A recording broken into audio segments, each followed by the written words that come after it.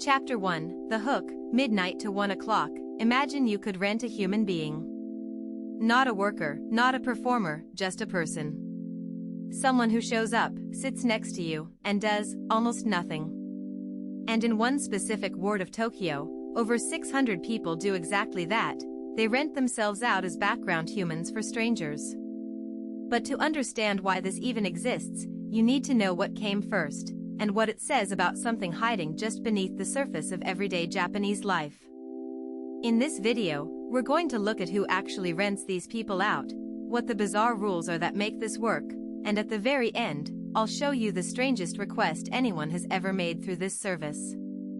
Stick around, because that last one breaks my brain every time. Let's go.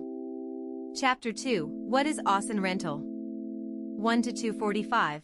Okay, so the service is called, roughly translated, rent a middle-aged man, or in Japanese, Ossan Rental. Ossan literally means a middle-aged dude. Picture your average Japanese office worker, not a celebrity, not an expert. Just a regular guy with life experience and a commuter pass. This concept launched in Tokyo, and the ward at the center of it has become the unlikely headquarters of a very strange but very human economy. Here is the wild part, the rentals are almost completely platonic. No drama, no performance.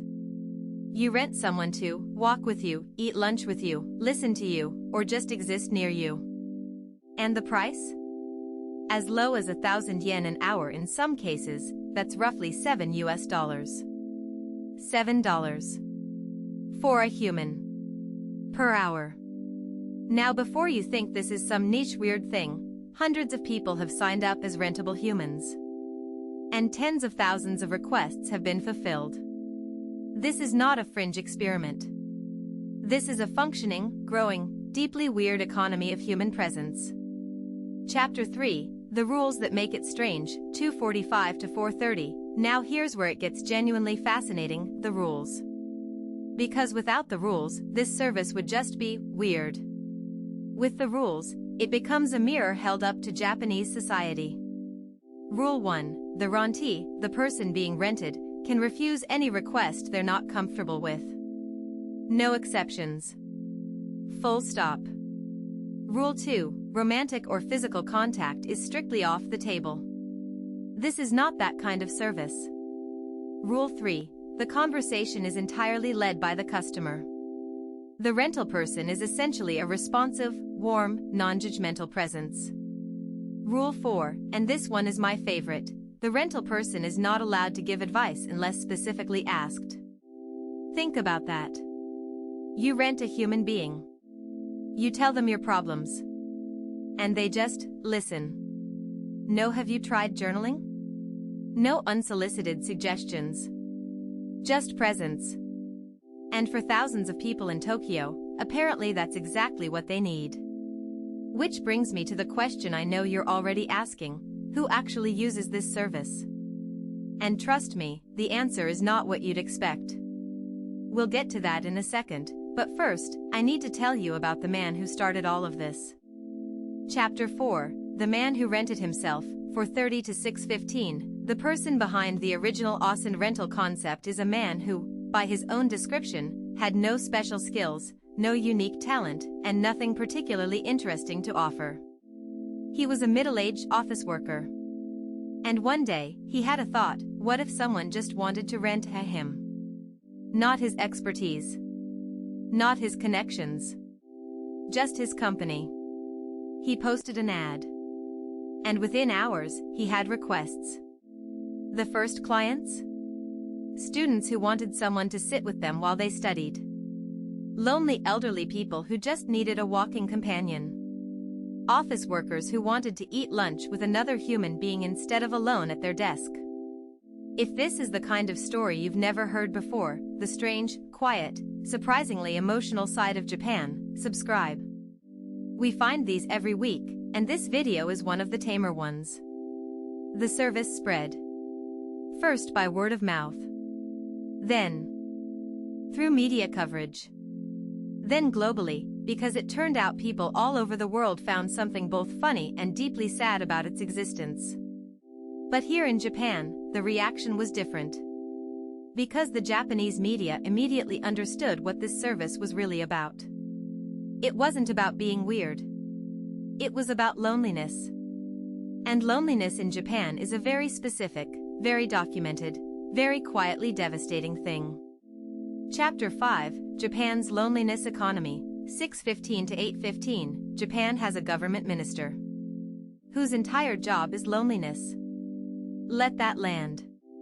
In 2021, Japan officially appointed a Minister of Loneliness, recognizing that social isolation had become a national health crisis. Studies showed millions of Japanese adults going weeks without meaningful human conversation. Not because they're antisocial, but because the structure of modern Japanese life can make connection genuinely difficult. Long work hours. Small apartments. High population density that paradoxically increases anonymity. The concept of kodawari, intense dedication to one's role, means many Japanese workers define themselves entirely through work, leaving little social infrastructure outside it. And when work ends, or retirement comes, the social network can just collapse. This is what Ossan Rental taps into. Not weirdness for its own sake. A genuine human need, packaged in a distinctly Japanese way, transactional, boundaried, respectful, efficient. And here, around the 8-minute mark, is the part that genuinely moved me when I first read about it. One of the most common requests to Ossan Rental services? Elderly clients asking the rental person to pretend to be their child.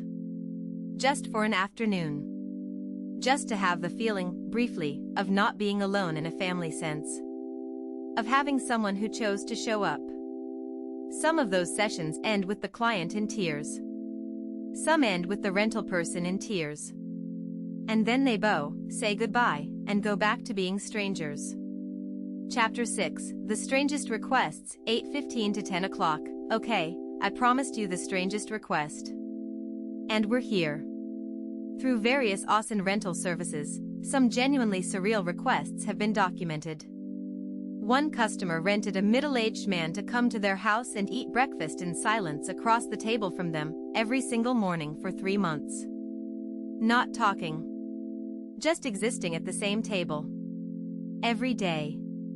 Another customer hired a rental man specifically to be yelled at. Not in a violent way, the customer needed to practice being assertive, to rehearse a confrontational conversation they were terrified to have with their actual boss.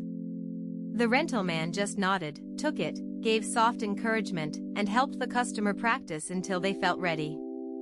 And the strangest one, a customer rented someone purely to sit in the seat next to them at a movie theater.